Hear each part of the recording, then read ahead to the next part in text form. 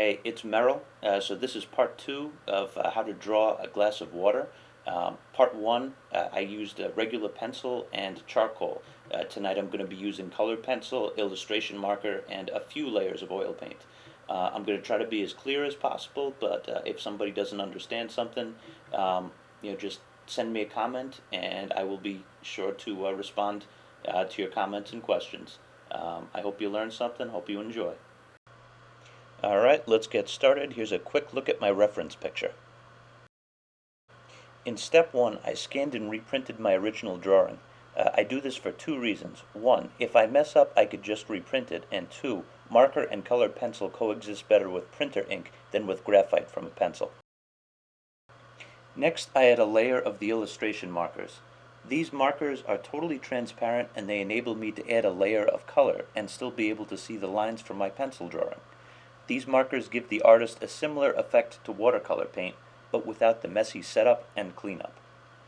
I'm still following the Polaroid picture development analogy from the first video, in that I'm adding color to all areas at an even pace and slowly building up the darker tones on the sides and the bottom of the glass.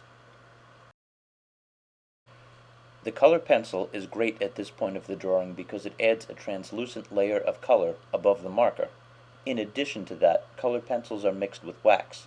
The wax will be very handy in the next step when I add oil paint on top of the marker and colored pencil. Working with colored pencil also allows me to be very precise with my marks on the page. It can be very challenging to be as accurate with a paintbrush. This step allows me to make my drawing more accurate, and these clarifications will eventually be absorbed by the oil paint. Now you're going to see me add 3 layers of oil paint to finish my drawing. I'm using oil paint because I want to edit the colors of this composition, and it is much easier to mix and match color with oil paint than it is with color pencil. It is also easier to apply large areas of color with a paintbrush rather than the tiny tip of a pencil. I did all of my editing in the last step, and now I'm just applying color, trying to notice the nuances of the edges of each shape on my reference. If I need to soften an edge, I use a dry, soft brush, and I pull the paint with that. The colored pencil from the layer below is blending nicely with the paint. And in the last layer of oil paint, I'm just trying to tie everything together. I am putting on a translucent layer of oil paint, and you'll notice me using more than one brush, usually one to apply the paint and one to thin it out. So that it doesn't go on too thick. One of the beauties of paint is the translucent layers which refract the light, and it gives it a beautiful finish, and that's what I'm trying to do now.